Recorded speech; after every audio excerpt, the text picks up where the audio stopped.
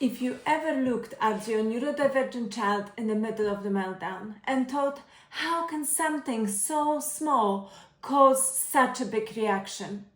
Or you've wondered, why does my child struggle with emotions so much more than other kids? Then I want you to know something straight away.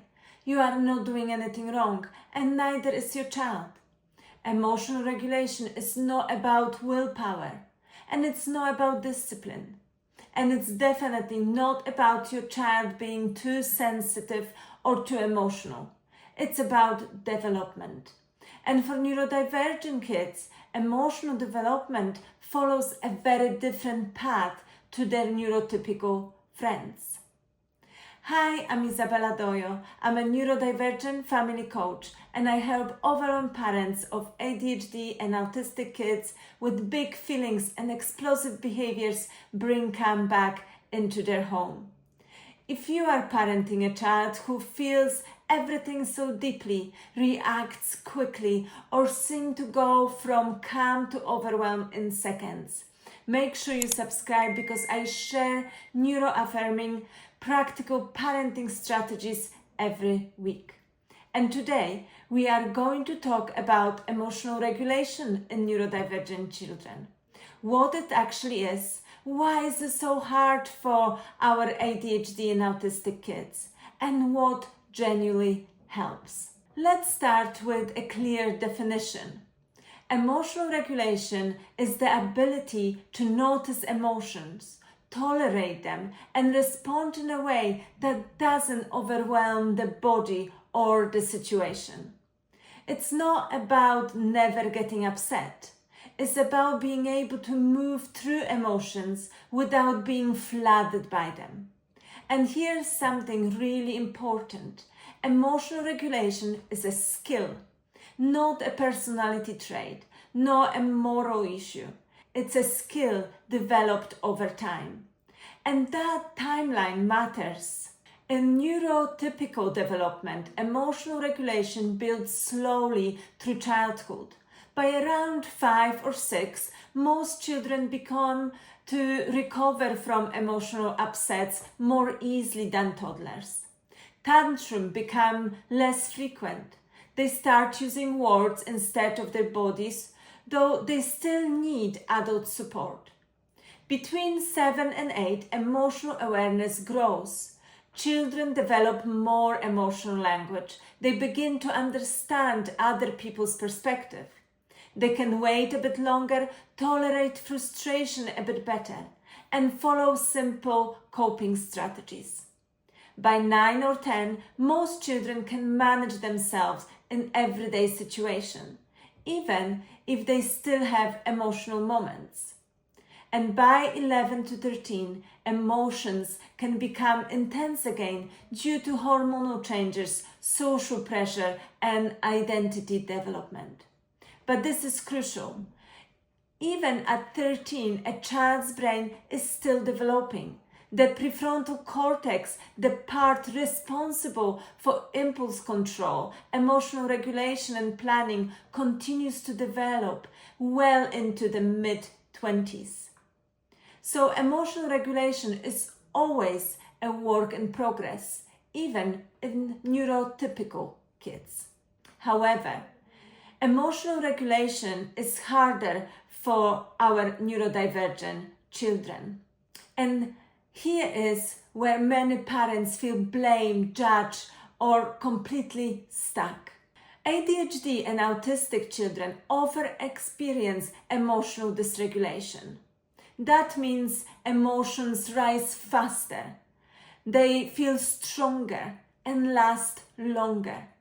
And recovery from emotional dysregulation takes more time. Research shows that neurodivergent kids experience more emotional triggers in daily life and react with greater emotional intensity than neurotypical peers. Life genuinely feels louder inside their nervous system. For children with ADHD, emotional regulation is closely linked to executive function development. Brain development studies show that areas responsible for emotional regulation and impulse control mature more slowly in ADHD kids, sometimes by as much as 30%. This means an ADHD child may be 10 years old chronologically, but emotionally he will be closer to 6 and 7. So when parents say they should know better by now, what they are really seeing is developmental gap, not defiance. ADHD kids often experience intense emotional reactions. They are quick with frustration, emotional impulsivity, difficulty calming one's upset. And many of them spend all day holding themselves together at school. By the time they get home, their regulation capacity is depleted, which is why meltdowns often happen in the safety of home. Autistic children often feel emotions just as deeply, sometimes even more deeply than other children. But many struggle to identify, interpret, or communicate those emotions. This is often linked to interoceptive differences, sensory processing differences. Many autistic children don't notice early warning signs of emotional overwhelm. They don't feel the build-up. They go from fine to completely flooded very quickly. Not because they aren't trying, but because their nervous system doesn't give them enough notice. Add sensory overload, social confusion, unexpected change, or communication difficulties, and emotional regulation becomes extremely hard. When a child is emotionally dysregulated, their thinking brain is offline. They are in surviving mode. This is why saying things like calm down, use your words, you know better, breathe, doesn't work. Their nervous system physically cannot comply. In those moments, regulation has to come from the outside first. This is called co-regulation. Now, as you know what emotional regulation actually is and how it's impacted by autism and ADHD, let's talk about what genuinely supports development of emotional regulation in our neurodivergent children. First of all, we need to stop punishing meltdowns. Meltdowns are not learning moments. They are signs of overwhelm, not defiance. When a child is in a meltdown, their nervous system is in a survival mode. There is no access to logic, reflection, or self-control in that moment. Punishment at this stage doesn't teach regulation. It adds shame, fear, and disconnection, which actually increases emotional load and makes future meltdowns more likely. During a meltdown, your role is not to correct behavior. Your role is safety and calm presence. Sometimes that means sitting quietly nearby. Sometimes it means saying very little. Sometimes it means helping the environment feel safer, lowering demands, reducing noise, dimming lights, or moving to a quieter space. This is what we call co-regulation. Your calm nervous system helping your child's overwhelm settle. If you want a step-by-step breakdown of what to do in those moments, including what helps and what often makes things worse, check out my video, How to Calm ADHD and Autistic Meltdown Safely. It's a meltdowns first aid for parents, and I've included link in the description of this video. Because the most important thing to remember is teaching happens later, never in the storm. Next, we need to regulate our children proactively, not reactively. Emotional regulation is built outside of crisis moments, not in the middle of them. When a child is already overwhelmed, their nervous system is in a survival mode. That's not the time for teaching, reasoning, or problem solving. Real change happens before things blow up. That means talking about difficulties ahead of time when everyone is calm. Noticing patterns, what times of day demands or transitions tend to be the hardest. And solving problems collaboratively rather than waiting for another meltdown to happen. When we only respond after explosions, it can feel like we are constantly firefighting. But when we work on emotional regulation proactively, we start reducing the numbers of fires altogether. These calm, proactive conversations are incredibly powerful because this is how children learn to talk calmly about their problems and frustrations. This is how they learn to put words to what's hard instead of showing it through behavior. It is also how they learn to listen to you, not because they are being told to, but because they feel heard first. And over time, this is how they begin to take your perspective into account without feeling criticized, shamed, or controlled.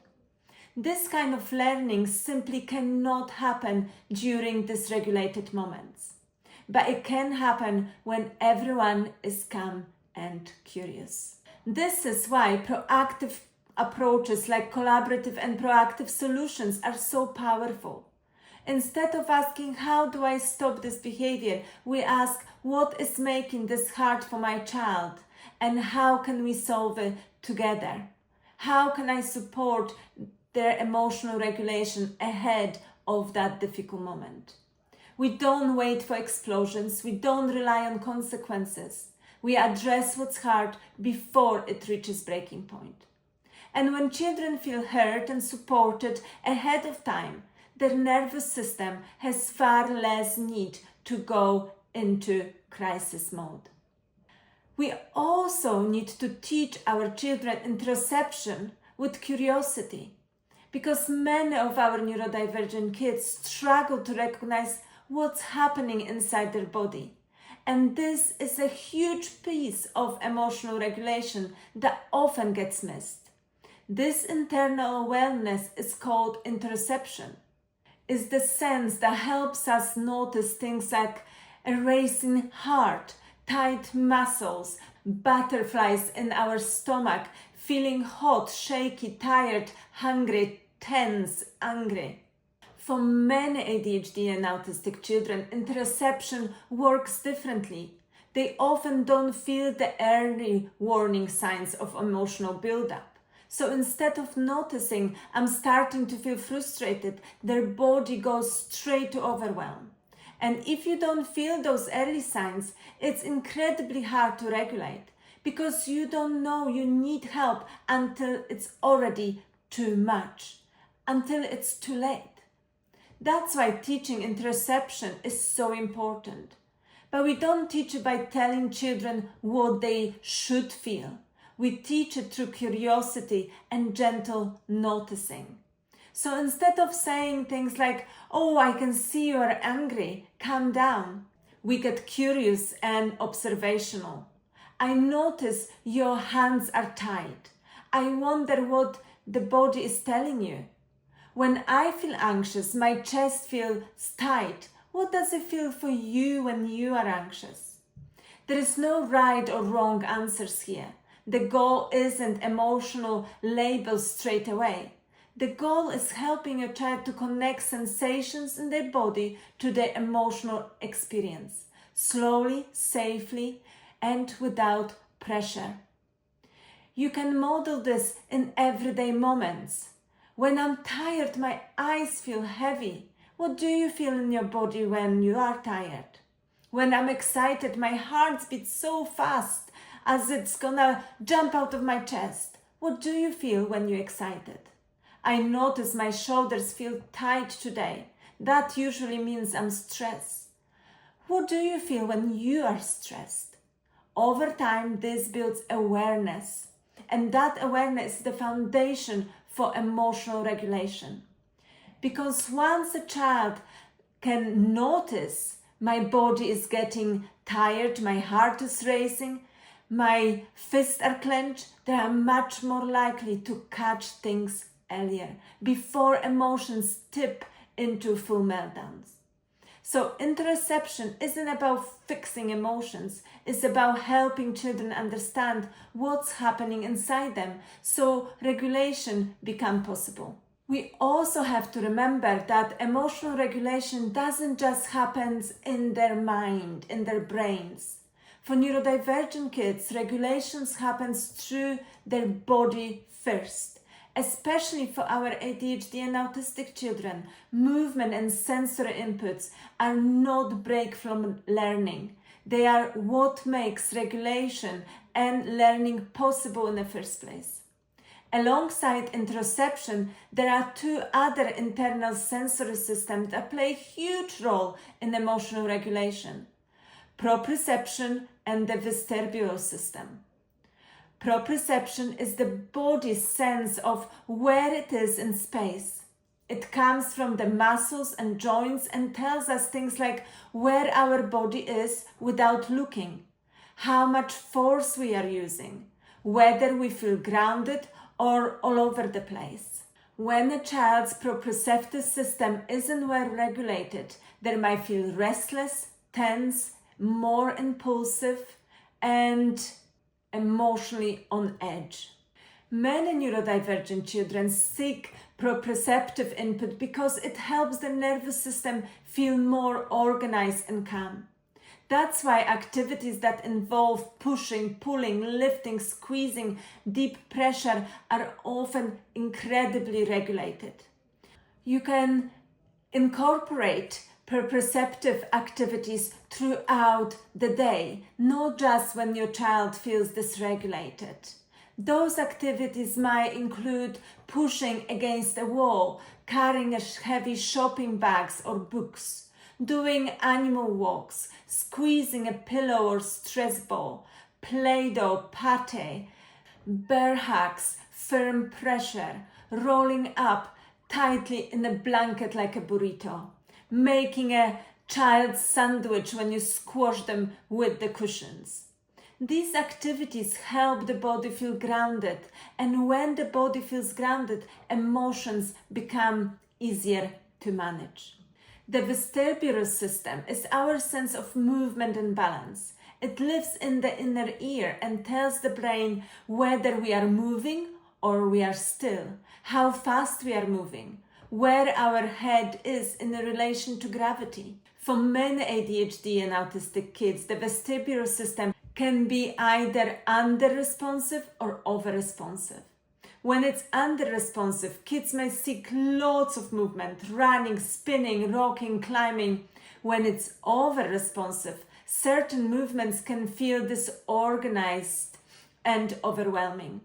But when the vestibular system gets the right kind of input, it can be deeply regulated. Helpful vestibular activities include swinging, rocking chair, gentle spinning, bouncing on an exercise ball or trampoline, climbing playground equipment. These movements help regulate arousal levels, bringing a child down when they are overwhelmed or up when they are shut down. This is why movement is so powerful for emotional regulation. Not just as a reward, not as something earned, but as a daily nervous system care. When we build regular movement and sensory input into a child's daily routine proactively, not just when things go wrong, we reduce emotional overload and make meltdowns less likely. Because when the body feels organized, the nervous system feels safer and emotional regulation becomes possible. As you can see, emotional regulation isn't taught in the big moments. It's built every day in small, ordinary interactions. It's taught through how we respond to stress, how we handle mistakes, how we talk about what's hard, and how we repair when things fall apart. There isn't one perfect strategy or quick fix. It's the consistency, the safety, and the understanding over time that makes the biggest difference. If this video helped you, please like and subscribe and share it. It really helps this message reach the parents who need this most. Thank you for being here, and I will see you in my next video. Bye for now.